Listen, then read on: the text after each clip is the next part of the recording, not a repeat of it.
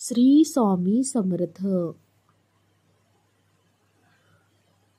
आज आपण ह्या व्हिडिओमध्ये कोरफड घरात लावल्याने आपल्या घरात काय घडते संपूर्ण माहिती आज आपण ह्या व्हिडिओमध्ये पाहणार आहोत. तर चला व्हिडिओला सुरुवात करूया.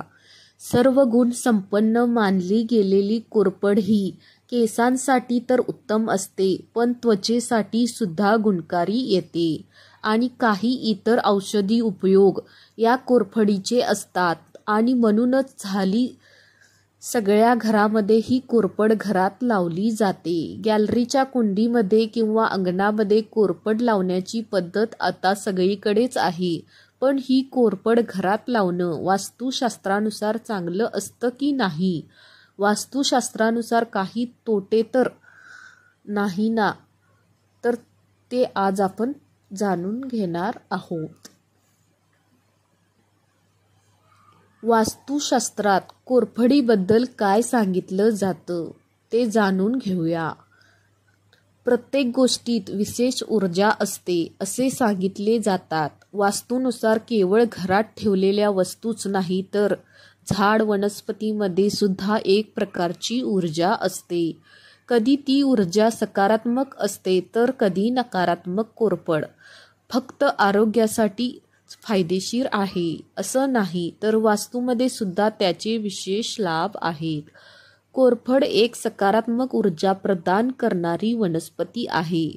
तसं तर काटेरी वनस्पती कुठल्याही घरात ठेवू नये असं वास्तुशास्त्र सांगतो. त्याला अपवाद मात्र कोरफड आहे, कारण कोरफड ही तुमच्या प्रगतीमध्ये येणाऱ्या अडथळे सुद्धा दूर करते. तर जाणून घेऊया कोरफडशी संबंधित काही वास्तू टिप्स. तुम्ही फॉलो केल्या तर तुमच्या घरातल्या अडचणी संकट दूर होतील. घरामध्ये कोरफड लावणं वास्तूनुसार खूपच शुभ मानले जाते. हे रोप घरात लावल्याने सौभाग्य वाढतं. घरात जर खूप नकारात्मकता असेल तर कोरफड अवश्य लावावी.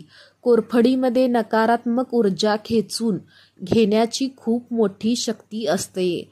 म्हणून तर जर घरात कोणाला नजर लागली असं वाटत असेल तर त्या व्यक्तीवरून 7 वेळा कोरफड फिरवून ती कचऱ्यात टाकली जाते. याने नजर दोष जातो असं म्हणतात.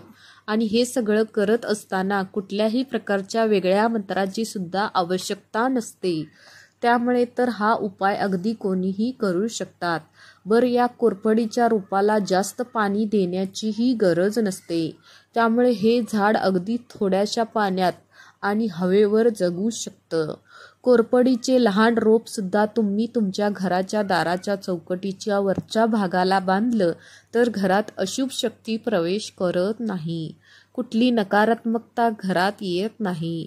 त्याचबरोबर जर घरात काही वास्तुदोष असेल तर तोही निघून जातो. कोरफड लक्ष्मी प्राप्तीसाठी सुद्धा उपयोगी कशी? घरामध्ये कोरफडीची लागवड केल्याने प्रेम, प्रगती, पैसा, पदोन्नती आणि प्रतिष्ठा सुद्धा वाढते. पण हे सगळं कसं मिळतं? वास्तुशास्त्रानुसार प्रगतीसाठी पश्चिम दिशेला कोरफड लावणं उत्तम मानलं जातं. याशिवाय घराच्या आग्नेय कोपऱ्यातही कोरफड तुम्ही लावू शकता. त्यामुळे तुमच्या घरात सकारात्मकता ऊर्जा वाढेल. घरातील सकारात्मक ऊर्जा वाढली की घर प्रसन्न होतं. घर प्रसन्न झालं की घरातल्यांची मनं प्रसन्न होतात आणि प्रसन्न मनामध्ये प्रसन्न घरामध्ये माता लक्ष्मीचा वास वाहतो. त्याचबरोबर घरातलं वातावरण सुंदर आणि सकारात्मक बनलं तर आपलं आयुष्यही सुंदर बंधन घरामध्ये लावल्याने घरातील सदस्यामध्ये परस्पर शांती राहते, प्रेम राहतात. कोरफड लावल्याने घरात धनाची आवक टिकून राहते. कोरफडीच्या वापराने आरोग्य चांगलं राहतं. ही वनस्पती पूर्व दिशेला लावल्याने मनाला शांती मिळते. कोरफड घराच्या उत्तर पश्चिम कोपऱ्यापासून मात्र दूर ठेवा, म्हणजे घराच्या उत्तर पश्चिम कोपऱ्यात लावू नका. त्यामुळे त्याचे अशुभ परिणाम होऊ शकतात.